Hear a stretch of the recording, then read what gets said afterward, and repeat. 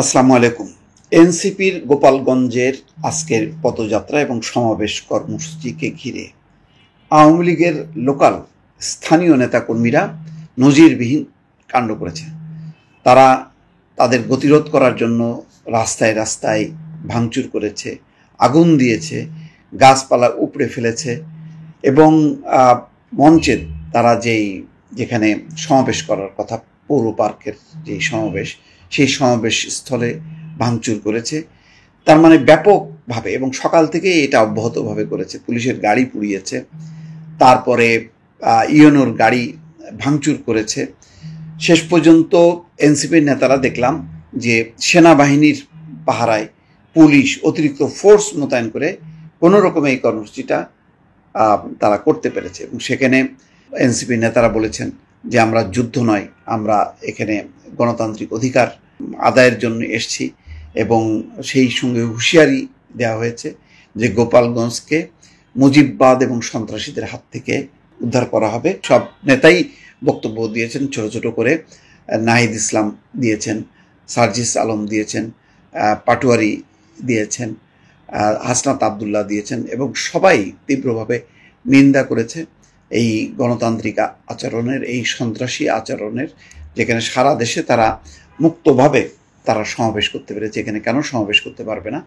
বোঝাই যায় যে এনসিপির ব্যাপারে আওয়ামী লীগের একটা আলাদা ক্ষোভ আছে। বা বাংলাদেশে শেখ হাসিনার শাসনের পতনের যে আন্দোলন, সেই আন্দোলনের এনসিপির এই নেতারাই নেতৃত্ব দিয়েছে।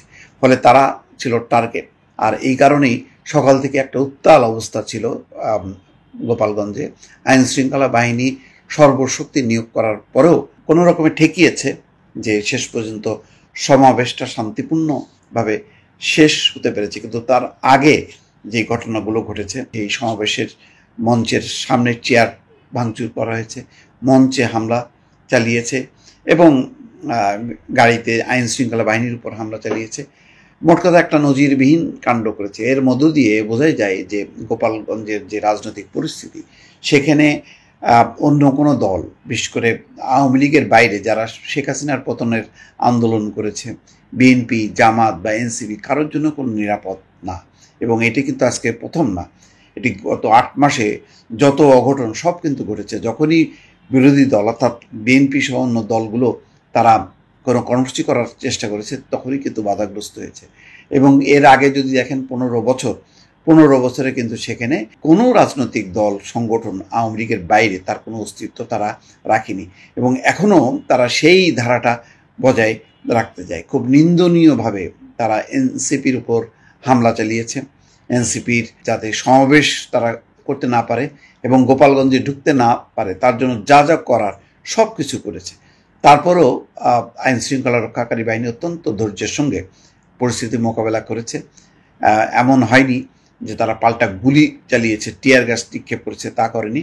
কিন্তু তাদেরকে ধাওয়া করেছে, লাঠিচার্জ করেছে, কয়েকজনকে আটক করেছে। এবং এনসিপি ক্ষুব্ধ যে এই পরিস্থিতির আরও কেন শান্তিপূর্ণ অবস্থা থাকলো না, সেই কারণে তারা পুলিশের যথেষ্ট নিরাপত্তার জন্য নিন্দা করেছে। কিন্তু এটাও বাস্তবতা যে গোপালগঞ্জের মানুষ, সেখানকার মানুষ, তারা আওয়ামী লীগের সঙ্গে এমনভাবে একাত্ম যে খুব বেশি যে এনসিপির জনসভায় ঢল নেমেছে, কিন্তু সেটা কিন্তু হয়নি।